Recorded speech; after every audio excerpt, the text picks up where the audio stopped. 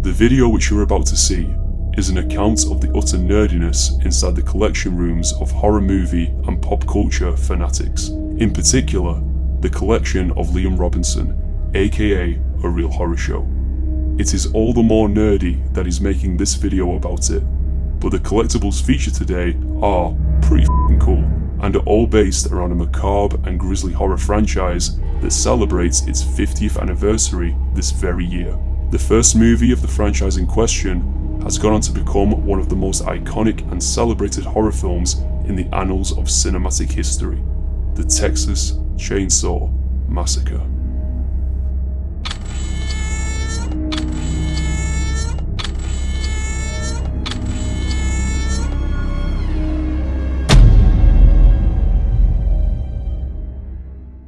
Hello, and welcome back to A Real Horror Show. And happy October, everybody. The spooky month is finally upon us, and Halloween is just around the corner now. I've got some really great videos in store for you guys coming up by the end of this month, and I promise you won't want to miss them. So if you haven't slashed that subscribe button and that notification bell yet, and you love all things horror, especially collectibles and other nerdy shit, make sure that you do so now. So as I'm recording this, the date is the 11th of October 2024. And it's a very special day in the world of horror, as today marks 50 years since Tobe Hooper unleashed his gritty masterpiece, the Texas Chainsaw Massacre, onto the world, and horror and pop culture history was made. This film really is a defining movie in the genre, with many considering it to be one of the greatest horror films of all time, and for good reason. It was one of the main precursors to the slasher genre and introduced us to one of horror's most iconic characters, with the chainsaw-wielding, human face-wearing maniac, Leatherface. The movie itself carries this constant unsettling atmosphere of dread, and the low-budget nature of the film, coupled with the rawness of the camera work and disturbing visuals, make this a true horror movie in every sense. In fact, it was this movie that made director Guillermo del Toro vegetarian, seriously. But if you want to see me talk a bit more about this film, you can find a review of it over on the channel. But anyway, I thought that we would celebrate this milestone in horror history by taking a look at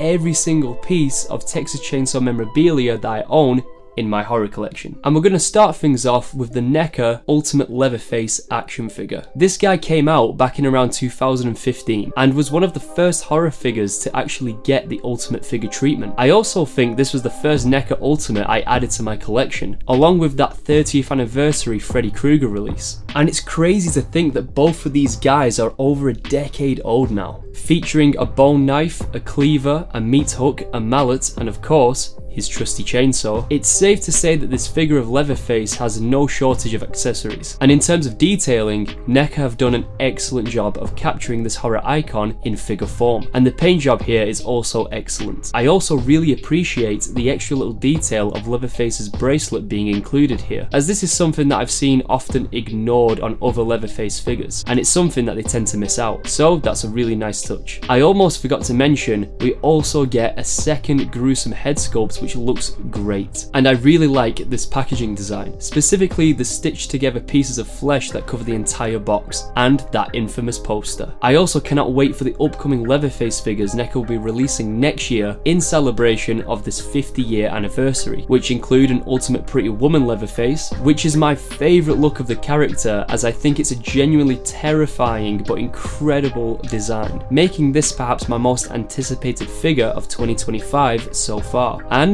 a remake of the original Leatherface Ultimate, which will have a brand new head sculpt and a full plastic apron, unlike this fabric one that is featured with the original. So next up, we've got the newest addition to my Texas Chainsaw Massacre collection, and it's this awesome looking Slaughterhouse board game made by Funko Games. This was a gift to me from my wonderful girlfriend Pame. We both enjoy playing board games, and Pame herself is board game crazy, and she has her own extensive board game collection. So for my birthday this year, she gifted me this along with these Jaws and Scream games, and I love all of these, and I think they're extremely cool. The basic premise here is that one player plays as the deranged Sawyer family, and the other players are the survivors who need to escape. Sounds simple enough, but the thing is, I have no fucking idea how to play this thing yet. We tried to watch a video tutorial on how to play this, but it's quite complex, so we really need to sit down and get our heads around it. But despite that, the game looks awesome. The board itself is a map of the Sawyer family farmhouse, and the overall design of this game is magnificent. All of the artwork here is stunning, from the Sawyer family and survivor cards to the chainsaw panic meter and all of the included playing cards. The box art is also beautiful and captures the vibe of the original film very well. At first glance, I thought this was a blistering hot sun of rural Texas, but I then realised it's Sally's eyeball, which is one of the most striking visuals in the whole movie. Overall, you can see just how much love, care and attention to detail Funko games put into this, going far and beyond to even put artwork on the back of the game board, including the iconic opening monologue, and they also produced 3D miniatures of the Sawyers. I'm very impressed with this one, and also extremely thankful to my girlfriend for gifting this to me. Now I just need to learn how to play it.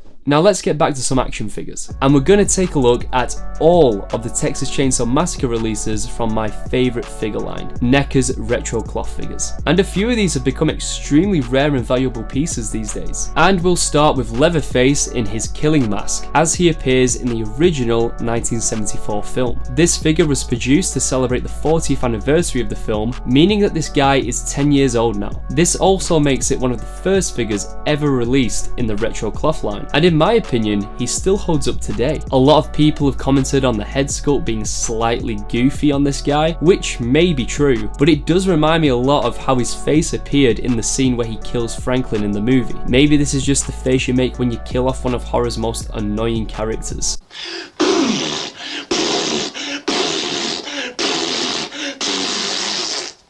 But in terms of accessories, Leatherface comes with a mallet and his chainsaw, and the whole tailoring on this figure is fantastic overall. The insane artwork by the great Jason Edmiston that features on the packaging also adds to this being an unreal figure release. And in the following year of 2015, NECA released another retro Leatherface based on his appearance in the 1974 film, and this happens to be my favourite Leatherface figure of all time so far, and it's the Pretty Woman variant as he appears in the film's finale. Now I've already mentioned that this is my favourite variation of the character, and I also praised its overall design, and that is a big part of the reason as to why this is my favourite figure. I also want to say once again how incredible that final act of the movie is, and to this day, this still stands as one of the greatest and most iconic endings in horror movie history. Just like the previously released retro Leatherface, the Pretty Woman figure comes with a mallet and a chainsaw accessory, and is once again beautifully tailored from head to toe, with packaging that displays lovely artwork by Nathan Thomas Milliner. But what is by far the best aspect of this figure is that head sculpt, depicting that extremely gnarly mask that is just pure nightmare fuel. The detailing and paintwork on this guy is exceptional, and it only makes me think what it would be like if NECA made updated versions of these retro cloth figures with all the advancements and the increasing quality of their products over the past 10 years. And now we have some figures based on the first two sequels of the franchise, starting with a couple of figures from Texas Chainsaw Massacre Part 2, which although is a much beloved movie, it takes a massive left turn towards being more horror comedy compared to its original predecessor, which is just purely horror. And this is something that was done on purpose by Tobe Hooper, who felt that the original film featured comedy elements all along, and they just went unnoticed by audiences. This sequel was also much more gory than the original and much more 80s-ified, and the original had virtually no gore whatsoever, which always surprises me because you leave that film feeling like you've just watched a bloodbath. Speaking of that, the title of the film is the Texas Chainsaw Massacre, but it's not really a massacre and there's not that many chainsaw deaths in the film. To make it even more obvious that the sequel is a dark comedy satire, just take a look at the promotional poster. What does that remind you of? What the fuck? Anyway, first up we have Leatherface, as he appears in the 1986 cult classic, and I absolutely love the head sculpt on this guy, depicting that awesome killing mask that was created for the film by none other than special effects legend Tom Savini. The tailoring is once again very nice, and really well detailed, and when it comes to accessories we get a chainsaw and a carving knife, and the packaging also features artwork by Jason Edmiston. Next up we have the first figure featured in today's video that is a character in the franchise other than Leatherface, and it's this release of the absolutely unhinged character Chop Top, as portrayed by the great Bill Moseley. And the first thing that you may notice is that this figure is actually signed by Bill himself, and this is from when I last met him at the For the Love of Horror convention in Manchester a few years ago, and he signed it with the quote, "Hey, lick my plate, you dogged it! This figure is nothing short of incredible, with fantastic attention to detailing in the tailoring and a really great likeness to Bill Moseley as Chop Top. Additionally, he comes with a boatload of accessories, including a wire hanger, a razor, a lighter, a hammer, a removable wig, and a pair of removable glasses. Once again, the packaging features phenomenal artwork from the great Jason Edmiston. And the penultimate retro cloth figure in my Texas Chainsaw Massacre collection is this figure of Leatherface as he appears in Leatherface, the Texas Chainsaw Massacre 3. And this film is definitely the point where the franchise started to take a serious dive. But I remember seeing the trailer for this film as a kid and it really freaked me out. But looking at this now, it's kind of epic, as is that awesome Thesaurus family chainsaw that Leatherface uses in the film, which of course is included with this figure, as is the detail of Leatherface's leg brace. Overall, this figure looks awesome, as is the packaging, featuring yet again some stunning artwork by Jason Edmiston. He really is one of horror's great artists. So the final retro cloth figure of today's video, and the last NECA entry of my Texas Chainsaw Massacre collection, is quite a rare collectible now, and it's also one of my personal favourites. And it's the Hitchhiker / Nubbins Collector's Double Pack, depicting the Hitchhiker as he appears in the original classic, and the puppet-like corpse that makes an appearance in the sequel, after meeting his gory end in the original finale. This special collector's set also features a bunch of accessories that include the Hitchhiker's pelt, a razor, a switchblade knife, and of course his camera. As for Dead Nubbins, he features a number of hoops that you can use to attach him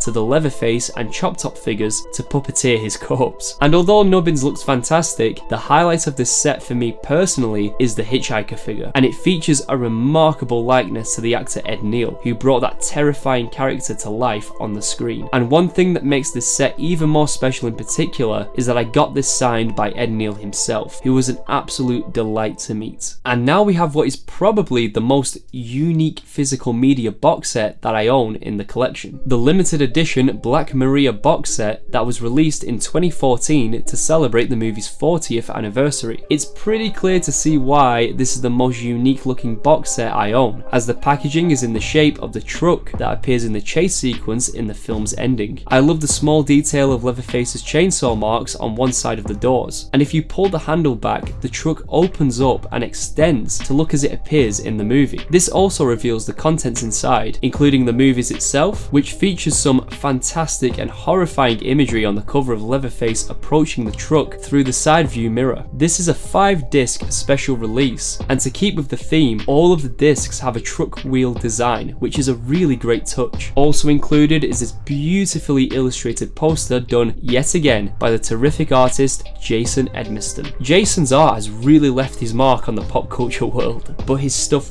really is just incredible. Oh, and you also get your very own Leatherface apron. And even though the printing isn't that great on this, it's cool that they included it. The design of the release is simply incredible, and clearly made with a lot of love for this much revered horror classic. And that brings us to the final item that I own in my Texas Chainsaw Massacre collection, and it's none other than this 1/6 scale Leatherface figure made by the company ThreeZero that lives amongst the rest of my 1/6 figures in the display cabinet behind me. Now there's a lot that I have to say about this guy, and I'll probably go into more detail about him when I make a more in-depth video about my 1/6 scale figures, but overall I've got a bit of a love-hate relationship with him. This is mainly because he didn't come with a display base and he's really prone to falling over, which is kind of my fault because I've owned him for like 6-7 years now, and in all that time I could have bought him a stand, but the point still stands, right? Additionally, I'm not the biggest fan of the choice of hair that ThreeZero went with on this head sculpt. Now don't get me wrong, I think the figure still looks fantastic, but the hair does take something away from the otherwise amazing head sculpt, and I've seen this figure with custom modifications, including re-hairing this head sculpt, and the difference afterwards is just night and day. But with that said, I really like this figure, and he makes for a brilliant display piece. The overall quality of this guy is phenomenal in both the body that ThreeZero have used that features seamless elbows and appropriate padding, as well as the absolutely incredible tailoring job. My only real complaint is that I wish the apron was more of a yellow colour to make it more screen accurate to the one seen in the movie. In terms of accessories, Leatherface comes with a meat hook, a mallet, and a very faithful replica of the Poulan, I hope I'm saying that right, 306A chainsaw, which was the model used used in the movie. This thing is beautifully detailed, and the distressed paint job gives it that really nice weathered look. And as I said before, the head sculpt is absolutely marvelous. Again, it's just a shame the hair takes away from it, because all the detail seen on the original Leatherface mask is here, from the shape of the eye holes and ears, and all the wrinkles and creases in the flesh of the mask. On top of this, the paint job is also top notch, and overall, Leatherface makes for an awesome display piece in my horror collection. So that concludes today's video. I really hope you all enjoyed today's upload celebrating the 50th anniversary of one of the horror genre's all-time greats. And I may soon be adding a few more Texas Chainsaw Massacre items to the horror collection. I plan to add some objects that are actually directly tied to the original film, and also that chainsaw replica that was recently released by Trick or Treat Studios. But anyway, let me know in the comments below your guys' thoughts on Tobe Hooper's The Texas Chainsaw Massacre, and tell me which collectibles featured in this video were your personal favourites. As I said earlier, I've got a lot of great videos on the way, so make sure you slash that subscribe button if you haven't already. And until next time guys, take care.